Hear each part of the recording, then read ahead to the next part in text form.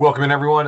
We're gonna give it a couple more minutes to let some late arrivers get started and get into the meeting. So give it about a 60 seconds or so, then I'll get started with our presentation.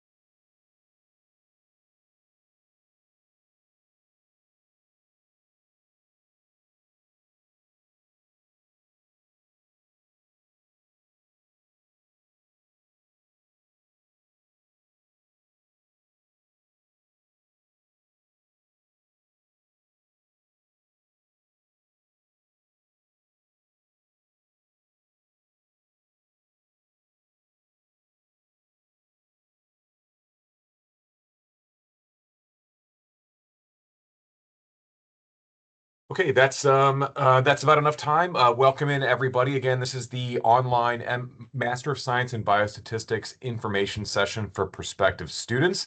We're going to go ahead and get started. The way this is going to proceed, just so you know, I'm going to go through this entire slideshow in one shot. I'm just going to go straight through. If you have questions as I'm going through the presentation, you can either submit them through the chat feature in Teams or just put a pin in them until we get to the end of the presentation, and you can bring up your questions then. And I will circle back at the end of the presentation. I'll answer any questions that are submitted to the chat or any questions that you might want to throw out once I'm done. Here's our outline. I'm just going to go ahead and get started. Why biostatistics? Why should you pursue a degree in biostatistics? Well, what we like to say is that the career opportunities in biostatistics are varied, available, and often lucrative. What I mean by varied is that when you get a Master of Science in Biostatistics, you're not simply restricted to job titles of biostatistician. You can fill statistician, data scientist, and data analyst positions as well, and many others too. And biostatisticians are able to find work in many fields because of the breadth of study that they get. They are able to land in industries such as the pharmaceutical or insurance industry, working with contract research organizations in technology, marketing, and so many other fields. They can find employment with the government, a lot of the alphabet agencies like the Food and Drug Administration, the National Institutes of Health, and the Centers for Disease Control and Prevention, and so forth. And then jobs in academia as well, with statistical consulting groups and research support teams at larger universities. What we mean by available is that in 2024, which is the last report from the Bureau of Labor Statistics, there were over 34,000 jobs in the United States listed as statistician or mathematician. You can go check out the Bureau of Labor Statistics website if you'd like more information. The field is expected to continue to grow as it has. Right now, they're projecting an 8% growth rate over the next decade, which is much faster than average per their classifications. And what we mean by lucrative, the median 2024 salary, as published by the Bureau of Labor Statistics, was over $100,000. So the fields in which a biostatistician can work are very many. There are plenty of available jobs in the field. You can make a lot of money in the field as well. Also, careers in statistics, biostatistics, and data science are widely seen as top jobs. They are well regarded for their salary, benefits, job growth, job satisfaction, and work environment. The most recent report by the U.S. News and World Report in 2026 listed data scientist as its number 8 best job. And data scientist was the number 3 best job in America the last time that Glassdoor.com published a survey about best jobs in 2022. So working in this field can be very good, not just from a salary perspective, but also satisfaction, opportunities for advancement, work environments, and so forth. So why should you get a master's degree in biostatistics? Well, there are jobs out there that just require the bachelor's degree, but according again to the Bureau of Labor Statistics, the typical entry-level education that's required to get into the field is a master's degree. And non-scientific master's degree, like for example, an MPH or a Master of Public Health in Biostatistics, is often insufficient as a credential to get those entry-level jobs. Also, compensation for master's degree holders is typically far better than it is for those with bachelor's degrees.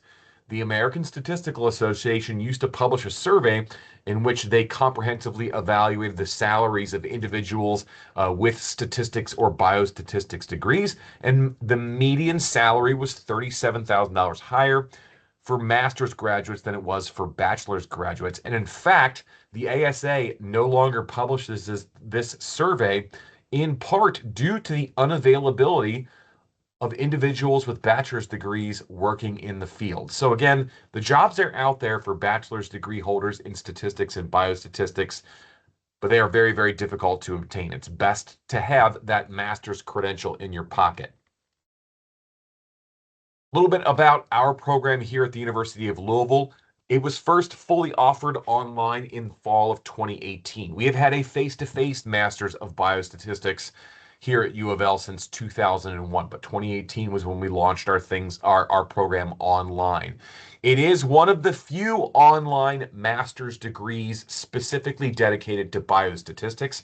There are online programs in related degrees like Master of Public Health Biostats, Applied Stats, Masters in Statistics, and then Data Science and Analytics degrees, but we are one of the few that is dedicated to biostatistics. And we like to claim that our program blends the theory and practice of biostatistics so that our graduates have strong grounding in theoretical foundations and the software applications in biostatistics. Our distinguished faculty include elected members of the International Statistical Institute. It's the largest worldwide association of statisticians, elected fellows of the American Statistical Association, one of the highest honors that the ASA provides, and the ASA being the largest national organization of statisticians. And it has several U of L faculty favorites, including recipients of the Top 4 Faculty Favorite Award. We are very proud of this, actually, and I'll just touch on it briefly. The Faculty Favorites Award is where students nominate faculty as a faculty favorite. Now, anyone who is nominated becomes a faculty favorite. If a student takes the time to nominate a faculty person, they become a faculty favorite. However, the top 4 faculty favorites year in and year out are those that receive the most recommendations as faculty favorites. And we have multiple top 4 faculty favorite award winners, which is definitely a notable accomplishment and something we're very, very proud of. Here are some of your biostatistics faculty and staff. I am Doug Lorenzo. I forgot to introduce myself at the start of this presentation. I am a professor and the director of online programs, and probably the person you'll be interacting with most should you choose to study with us, because I am the de facto advisor for all online students. I'm also the instructor for one of the required classes for the degree, PHST 683 Survival Analysis. Dr. Kulasekara is also a professor in our department chair. He's also integral to the program and also occasionally serves as the instructor for several required MS courses. Dr. Rebecca Musselwhite is no longer with the university, but she did put together the videos for one of our core sequences, Biostatistical Methods 1 and 2.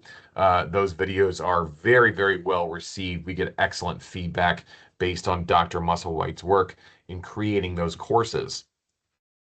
Doctors Gaskin, Gunaratnam, and Zhang are also integral to the program, teaching several of our required and elective courses for the degree. And Lisa Bell is the program coordinator.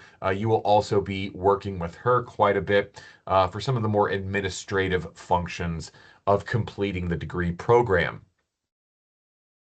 A brief snapshot. We've already named the program. It's the Online Master of Science in Biostatistics. It is offered through the School of Public Health and Information Science. Every degree program at the university has a so-called home, and that's ours, SPHIS, Public Health and Information Science.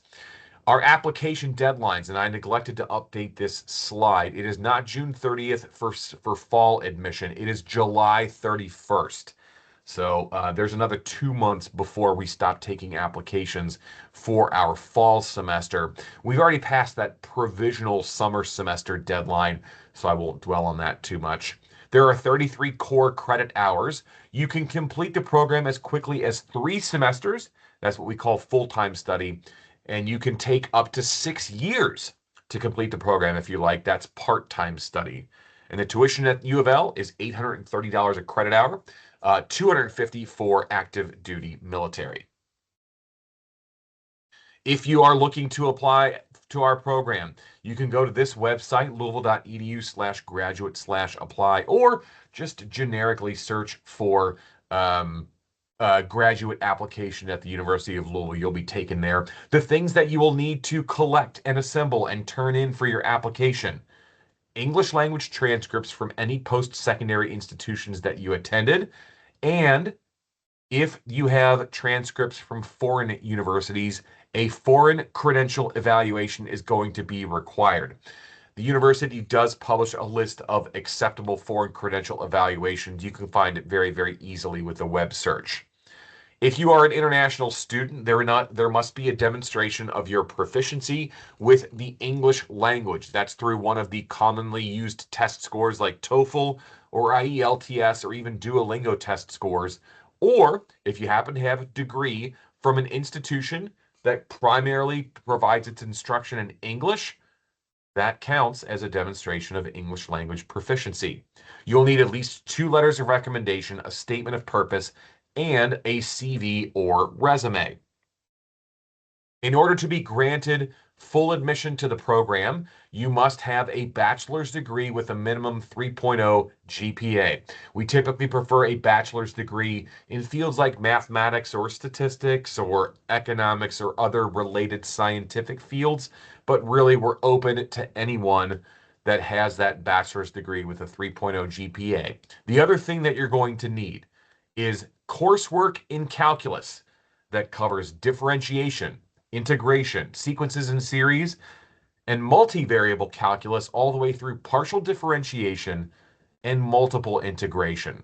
At most universities in the United States, this typically is covered in a Calculus 1, 2, and 3 sequence of classes. And I underline this here not to scare prospective applicants, but just to prepare them. You should not sleep on this calculus requirement. Having the background, this necessary background in calculus is very important because several of our more theoretical classes lean on calculus fairly heavily. Here is our curriculum. It's written in sort of a sequence grouping. Each of these groups is a sequence of classes. You can see probability and math stats, biostat methods 1 and 2, clinical trials 1 and 2, and then 3 other required courses: Intro to Stat Computing, that's our course in the SAS software system, and then courses covering categorical data and survival data. We have this Public Health in the U.S. course. That is a course that fulfills an accreditation requirement. Since we are part of a school of public health, everybody has to have some exposure to public health education, and this course covers it. And then there's those elective credit hours, which are chosen in conjunction with a faculty advisor. They can be inside the department or outside the department. There are several other departments at the university that offer courses that can serve as electives for our program. This is the full-time study course map. You can see it's fairly aggressive. It's 11 credit hours per semester and is completed in a fall, spring, fall sequence. The second fall semester can be relieved a little bit with some study in our summer semester, provided that electives are available. But this is the quickest amount of time in which a student can complete the program. Fall 1, spring 1, and then fall 2. It's a little less than a year and a half in terms of calendar time. Part-time study gives us a little more flexibility and makes things a little less intense on each individual semester. The most important thing to keep in mind in part-time study is managing prerequisites. So you can't, for example, you can't take mathematical statistics until you've taken probability. You can't take Biostats 2 or Clinical Trials 2 until you've completed Biostats 1 or Clinical Trials 1.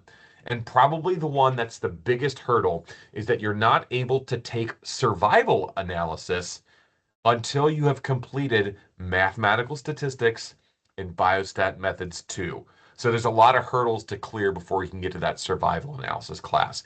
Other than that, though, most PHST electives are going to require Biostat Methods 1 or Biostat Methods 2.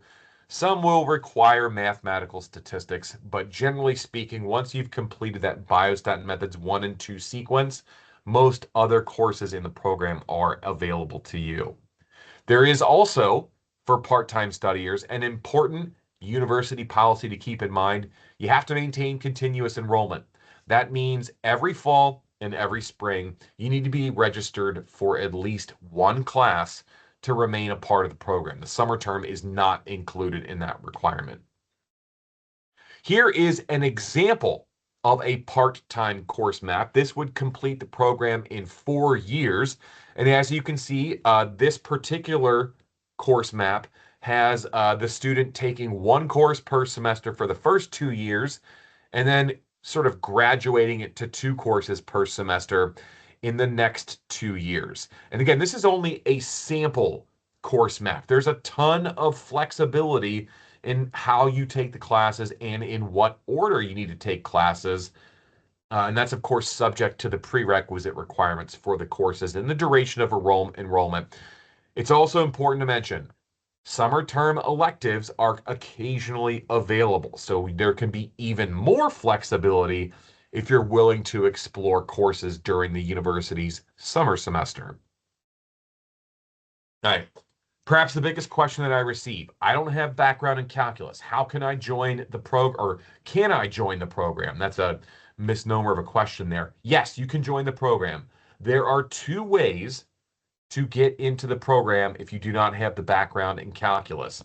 The first is called provisional admission to the program, where you'll have to take remedial calculus. The other is called the Certificate Math Tools MS pathway. And I'm going to talk about both of these and provide the details. First option, if you don't have the background in calculus, is called provisional admission to the master's program. First step is to apply for provisional admission to the master's degree in a summer term, meaning that you will apply to be admitted in one of the university's summer semesters. Provisional admission means that you're not a part of the program until you clear certain contingencies, meaning in this case, step 2, you have to take our remedial calculus classes, which we call math tools. So when you receive provisional admission to the program, our admissions committee tells you which of these remedial calculus classes, the so-called math tools courses, you will need to take and what grades you will need to get in those classes. So you take those classes in the summer, and if everything goes well and you meet the grades that are dictated by the admissions committee, then you gain full admission to the MS for the fall semester. The provision is removed on the admission, and you fully become an MS student in our department. So the good thing about this pathway or this option is that it offers a 1-semester criterion for full master's admission if you don't have the calculus background. Sort of the drawback of this is that the summer math tools classes, those remedial calculus courses, are make or break. If you do not achieve the grade that our admissions committee said that you had to achieve, then you are not admitted for the fall and you're effectively withdrawn from the program. Those math tool courses are 1 credit hour courses that have been curated by our instructors to teach the elements of calculus that are necessary for the Master of Science in Biostatistics program. It is most certainly not a full treatment of Calculus 1 through 3. There are 3 Math Tools courses that serve as prerequisites for the program. They are called Math Tools 1, Math Tools 2, and Math Tools 3. Here is the list of topics that are covered in each of those classes. I'm not going to go into them in detail, But these are those remedial calculus courses that can give access to students without the calculus background to the calculus that they'll need to be successful in every program. We offer these classes every summer semester, typically as a gateway for relieving that provision on admissions for students that don't have the calculus background. It is worth noting, these courses are quite intense in their workload. Calculus is a learn by doing subject. And our instructors, when they teach these math tools classes, there is a lot of doing in the classes, meaning you'll be solving problems, working through the calculus material pretty diligently, and you'll be assessed quite frequently, meaning homework assignments, quizzes, and tests. Here is option 2 if you do not have the calculus background to get full admission to the MS. It's called the Certificate Math Tools MS Pathway. The first step is to apply to and complete the Certificate in Biostatistics program. That is a 2-semester minimum, and I'm going to provide the details on the certificate a couple of slides down. While you are in the Certificate in Biostatistics, you will apply to the MS for summer or fall term admission while you are in either a spring or summer term. And I'm going to explain that in a little more detail too.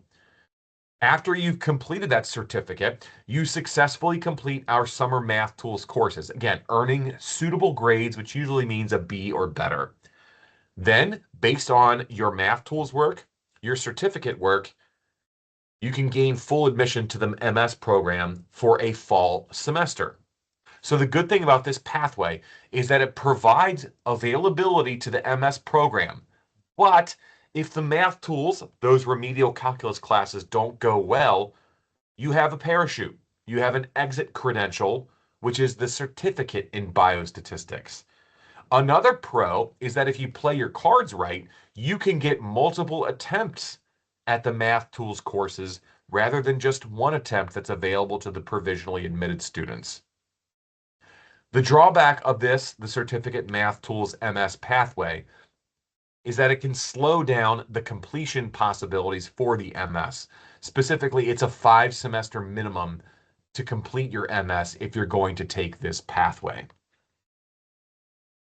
So a little bit about the certificate. The prerequisites for joining the certificate are a lower threshold than for joining the MS program. You need a 2.75 cumulative GPA in a bachelor's degree. There is no calculus requirement for the certificate. So obviously the threshold's a little bit lower for the certificate. We typically recommend a sophomore level course in statistics and 2 courses in the basic sciences, but those are not hard requirements.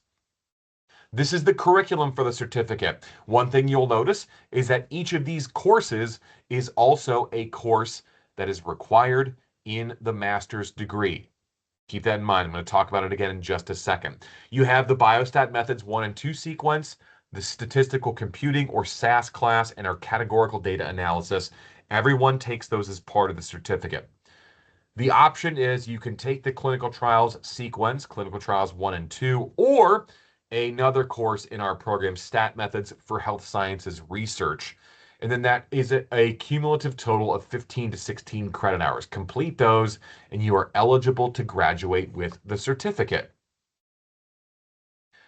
Here's how it would work, or here's how it ideally works for most of our students.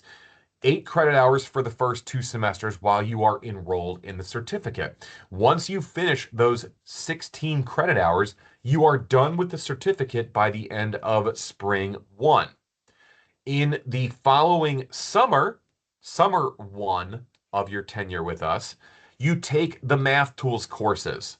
That will fulfill the calculus prerequisite. So, certificate plus math tools basically sets you up for an application to the master's program. And if you are admitted to the master's program, if you do those math tools properly, or if you get the grades that are necessary, again, usually a B or better, then in your second fall, you can gain admission, full admission to the master's program with 16 credit hours transferred from the certificate. In other words, all the credits that you earned as a certificate student will transfer directly into the MS program if you are accepted. So you basically have half of the credit hours completed already when you start your study in the MS program by completing those certificate classes.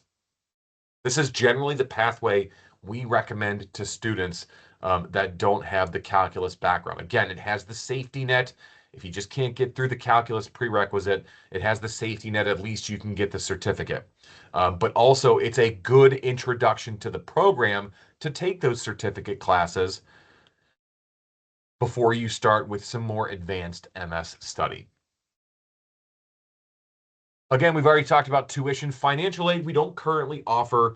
The School of Public Health and Information Sciences currently does not have funding for master's students. We do encourage students to explore funding opportunities offered by the university. You can get more information about this at the website listed right here, or just look up graduate funding opportunities at the University of Louisville. You'll find that page pretty quickly.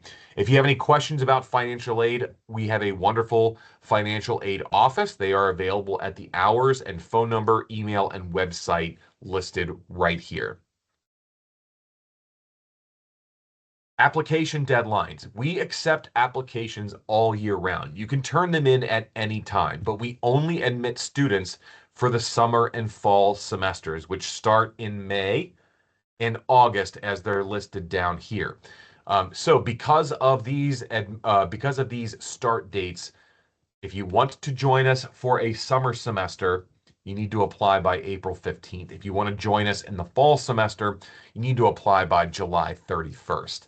The university does publish a calendar where you can see where all of the start dates and other administrative dates are published. It's listed right here. Again, a web search of U of L calendars will find that website very, very easily. So the question is, if you're interested in joining us, what to do next? If you haven't yet applied, you want to assemble the required materials for an application. That's those transcripts, letters of recommendation, your resume, your statement of purpose, and so on and so forth, and apply at this website.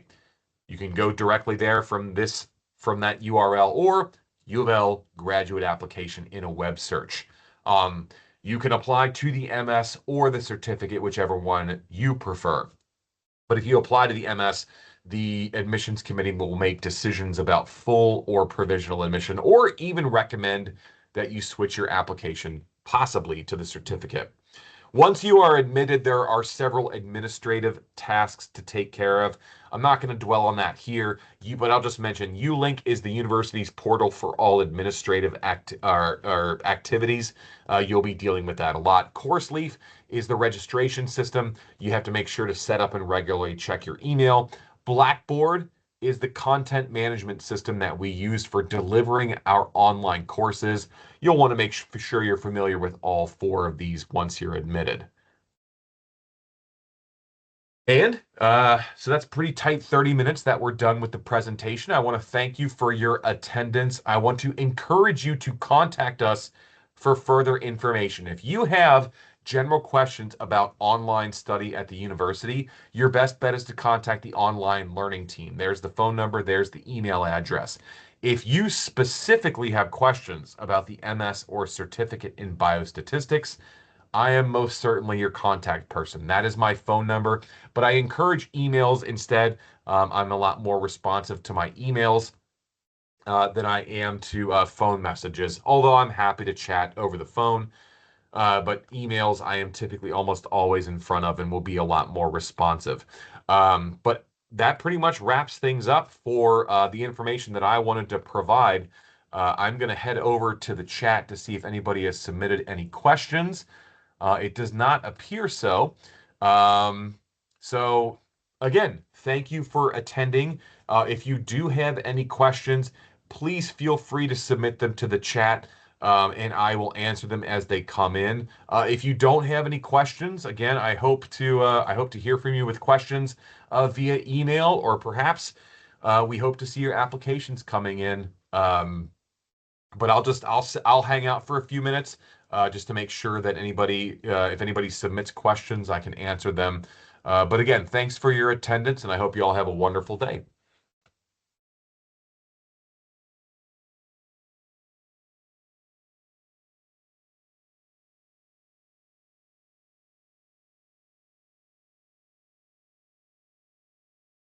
Okay, first question. Do you have a map for courses in the successive semesters to gain a MS post-certificate and post-math tools? Yes. I can't list it right now. It's not in my PowerPoint, but after you complete the certificate and after you complete math tools, typically students in the first fall semester will take probability and public health in the United States to knock out that public health requirement. That's the first fall. In the following spring, the students take mathematical statistics and one of their elective courses.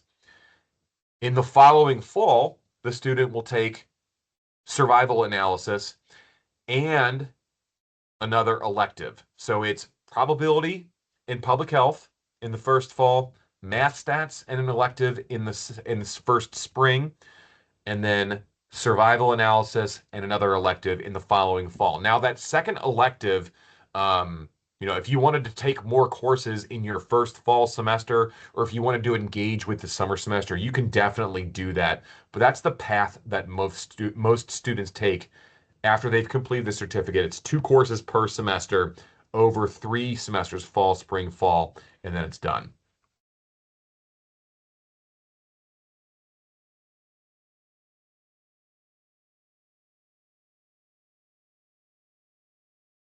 All right, quick question on the calculus requirement. I have a master's degree in mechanical engineering. I've done the calculus courses in my bachelor's curriculum. Would that be considered as completing the calculus requirement? Possibly. I can't say for certain. All universities are different in the way they teach calculus. What we're looking for is that your courses in calculus have covered multivariable calculus. That means vector analysis, partial differentiation, multiple integration, things like that. Typically, once the admissions committee receives transcripts indicating that you've taken calculus, if we're not familiar with the institution in question, we'll just hop out onto the web and do some research on the calculus classes that you've taken. As long as the calculus classes that you've taken can be verified to cover multivariable calculus, and if your transcripts reflect that you've gotten a sufficient grade, which typically we regard as a B- or better, then that would definitely fulfill that requirement.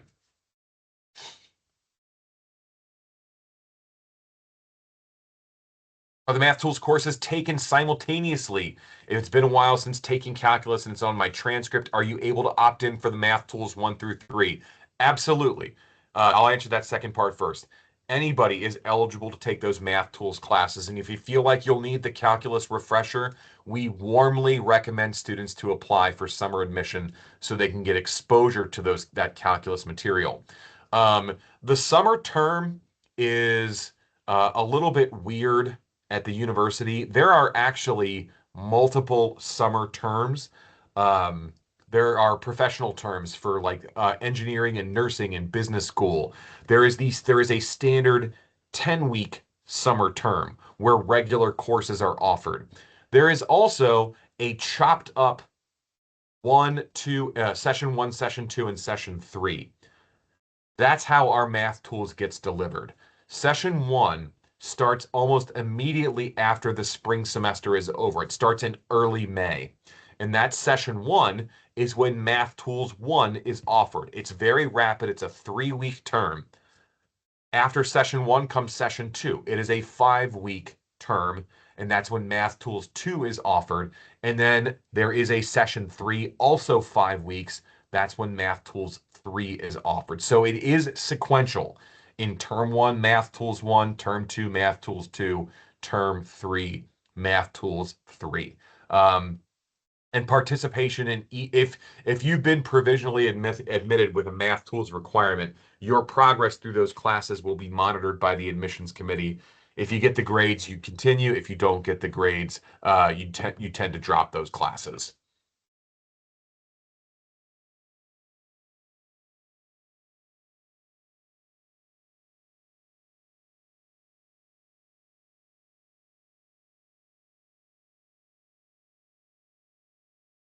Would like to clarify whether the two required references need to be academic or if professional references are acceptable. Completed the degree 9 years ago, 9 years of professional experience in data science. Hard to get academic references.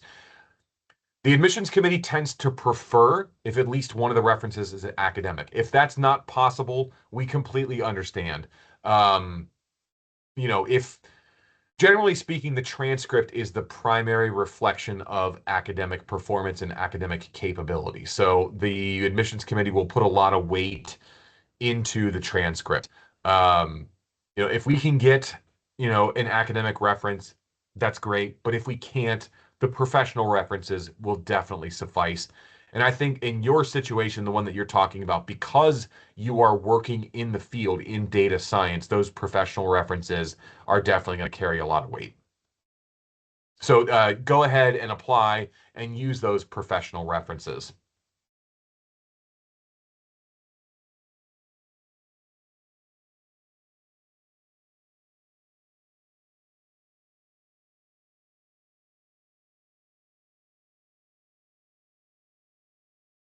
All right, I'm not seeing any other activity in the chat. Once again, I want to extend a thank you to all of you for your interest in the program. Um, again, I am always available. My name is, again, Doug Lorenz. I'm a professor and director of online programs. You can do a web search of me and you'll find my contact information fairly quickly. Shoot me an email if a question pops up that you'd like answered. If you'd like to meet one-on-one, I'm always happy to do that too. But yeah, we hope to hear from you for sure, either through an application or through a question to me.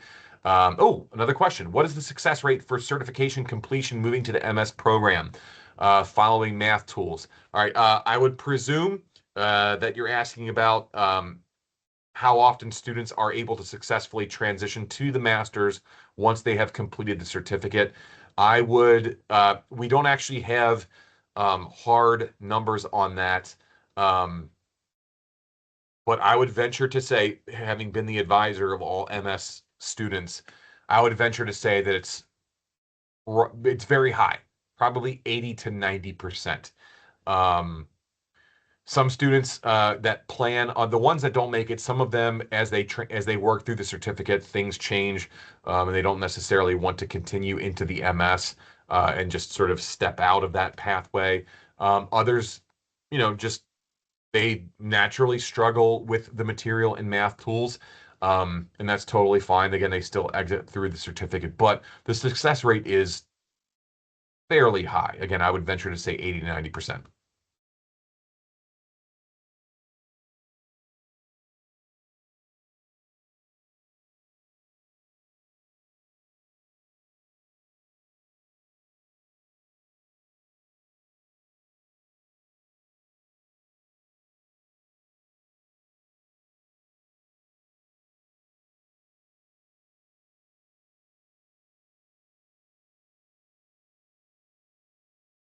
TA sessions and or office hours available. So we don't actually employ teaching assistants, but every instructor is required to maintain office hours. Um, most of the time, most of our faculty um, do not have dedicated office hours. Like they don't say, I will be in my virtual office on Mondays from 3 o'clock to 5 o'clock Eastern Standard Time. They will typically put in their syllabus, if you need to meet with me, contact me. I will respond within 24 hours and suggest some meeting times. Now, there are professors that do have, or that may have, like virtual classroom sessions where they open up a space where you can join in, ask questions, work through problems and things like that. But most of the time, interaction with students occurs through some sort of contact to the faculty person and then setting up a Zoom or a Teams meeting so they can work through whatever the questions might be.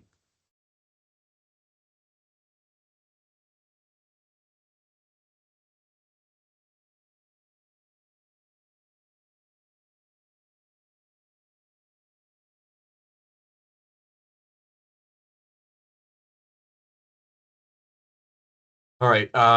Seeing no other activity in the chat, and then most of the people have left, I'm going to go ahead and close this off. If a question pops up to you, please get in touch with me. My name is Doug Lorenz, again, professor and director of online programs for the Department of Bioinformatics and Biostatistics. Thank you again, and I do hope to hear from you. Bye-bye.